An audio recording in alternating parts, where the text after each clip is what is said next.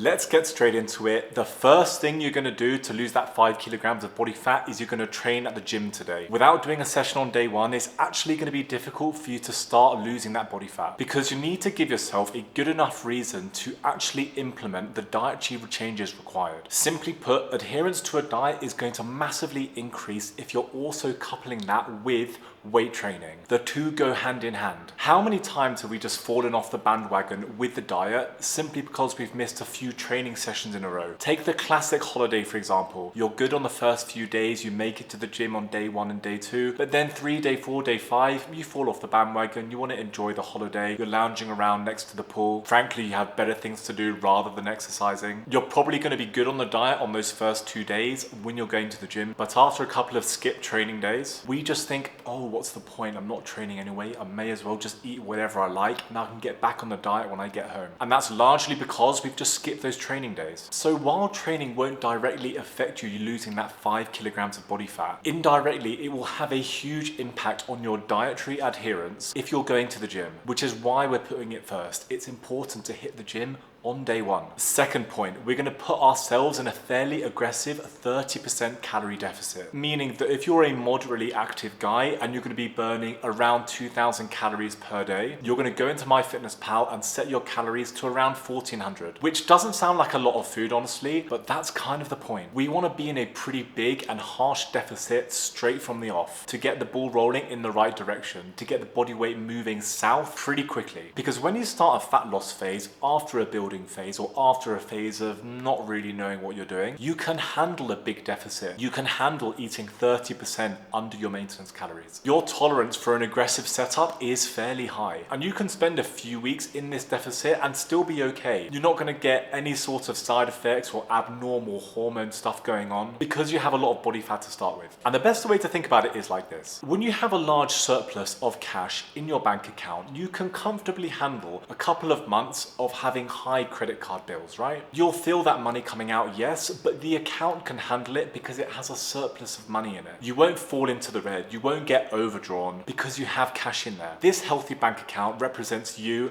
at the start of a fat loss phase when you have a surplus of body fat to lose. On the other hand, if your bank account isn't looking so healthy, you don't have a lot of cash in there, you don't really have a big surplus, let's say you've only got 200 quid in there. That 200 quid bank account isn't going to be able to handle a couple of months of big credit card bills, let's say 1,500 quid each. It's going to put you into the red, you're going to quickly get overdrawn, and the account just isn't going to be able to handle those big bills coming out. It would only be able to handle a small credit card bill, a 200 bill. This leaner bank account represents you at the end of a cut with less body fat after you've been dieting for a few weeks. So the more body fat you have, the bigger deficit you're able to manage. So work out your maintenance calories online. It's really easy to do. It takes you 1 minute. Put yourself in a nice 30% calorie deficit, maybe even 35% if you're feeling frivolous. And you're going to hit that every day, 7 days a week. Third point, you're going to start having your dinner nice and early. Or if that's not possible, consume most of your calories during the day and not late at night. Why? Well, 2 reasons. Firstly, this is going to artificially give you bigger morning body weight drops because you're spending a longer time during the night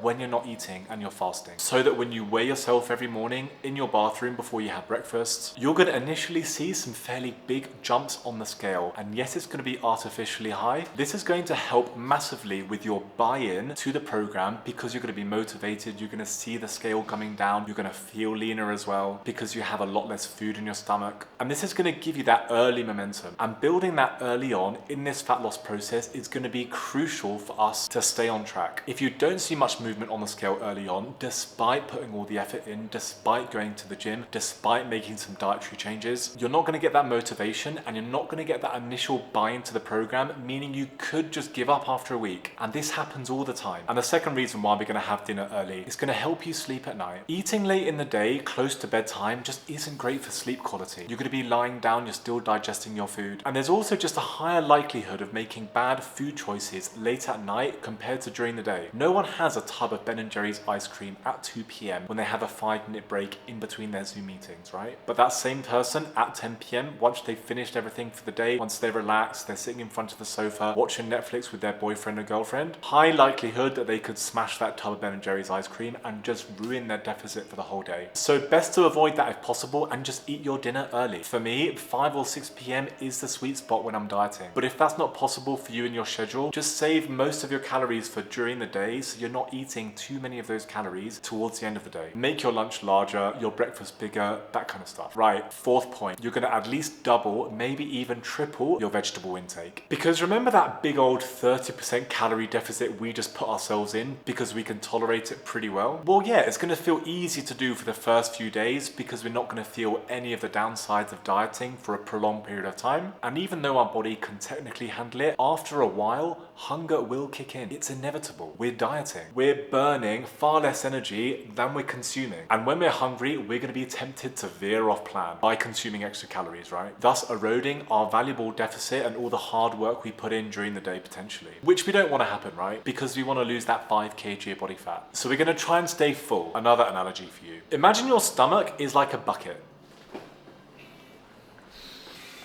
Just like the one I have here. If this bucket is full, we're not hungry. If it's empty, we're starving. Things like olive oil, nuts, chocolate, sweets, and generally high processed food are obviously going to contain a lot of calories, but they're not going to take up that much space inside this bucket. Honestly, I'm not actually sure how big this bucket is, but let's say I'd have to pour around 15 liters of this olive oil into this bucket to fill it up to the top. That would be over 120,000 calories to fill this bucket up with olive oil. That's not really great for the 30% deficit we want to put ourselves in, assuming we're an average sized male, burning 2,000 calories a day and consuming 1,400 calories, right? So on the other hand, we fill this same bucket with broccoli, courgette, potatoes, cucumbers, parsley, with the same 15 liters worth of volume so that it fills the bucket up. It would probably come to something like 1,000 calories, right? So a much better choice compared to the olive oil. 120,000 over here to fill it up and 1,000 here. And it's still going to be full to the brim with no space for anything more, which is exactly what we want here. We want the bucket, our stomach, to be full of high density, low energy type foods. Vegetables being the king for that, but also fruit and lean protein sources work just as well. So we're basically going to ramp up our vegetable consumption by a significant amount to try and keep that bucket full, to keep hunger away so that we can stay on track with our 30% deficit. So that brings us to the last point, and maybe the most important one of all if you end up being successful with losing that first 5 kilograms of body fat. Because you know what's funny? I don't have any good photos of myself before I started lifting. No photos of skinny Harry before he found the gym. And no matter how much muscle I build, how strong I get, how jacked I become, I'll never be able to rewind time and take a nice front-on photo of myself without a top on before I started lifting aged 15 years old. So don't make the same mistake I did and start taking pictures now before you start. And don't say, oh no, I'm going to put it off, I'm going to do it tomorrow, because you'll keep kicking that can down the road. Years will go by and you haven't taken any good pictures. Because when things start to get tough on your fat loss journey, when you hit a difficult patch, when work gets busy and you can no longer dedicate as much time, energy and attention to your fat loss, you might be starting to self-doubt, wondering if this is all really worth it, saying no to events, saying no to nice drinks and food. Maybe you feel like you're not even making any progress at all because week by week you feel just like you look exactly the same. If you've taken some photos on day one, you'll be able to look back at that, look at yourself now and see the difference. And it will remind you about how far you've come, and it's going to give you that motivation to keep moving forwards. And honestly, this could be the difference between you only running a fat loss phase for 2.5 weeks, losing a couple of kilos and then giving up, or you doing the fat loss phase for 12.5 weeks, sticking to it to the end and actually making a transformational change with your physique and making the whole thing worthwhile. Because most people do just throw the towel in. Most people do the diet for 1 week, 2 weeks, maybe 3 or 4 weeks if they're lucky, and then they give up. It's rare to be able to do it for 12 weeks.